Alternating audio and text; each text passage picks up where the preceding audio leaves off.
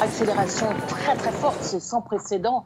Il faudra, si le gouvernement arrive à donner donc ce troisième vaccin et ce rappel à toute la population, en tout cas tout le monde qui est âgé de plus de 18 ans, d'ici la fin décembre et non plus d'ici la fin janvier, ce ne sont pas 7 semaines pour avoir donc ces vaccinations, c'est 3 semaines qui restent en décembre pour atteindre donc cette ambitieuse cible. Et cela voudra dire que le Service national de santé devrait donner 1 million de vaccinations par jour, c'est sans précédent.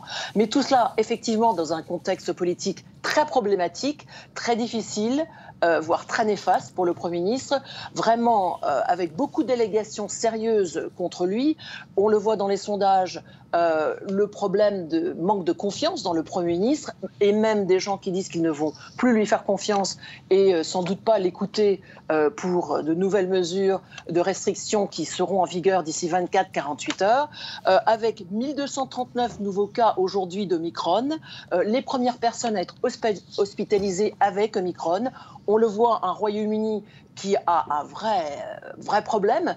C'est vraiment un emergency, comme a dit Boris Johnson tout à l'heure. Il y a urgence. Faites-vous vacciner pour vous, pour votre famille, pour vos amis, pour vos collègues.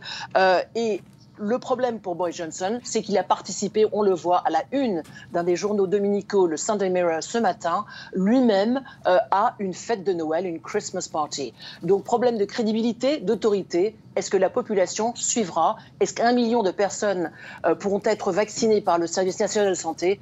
Est-ce qu'ils le voudront?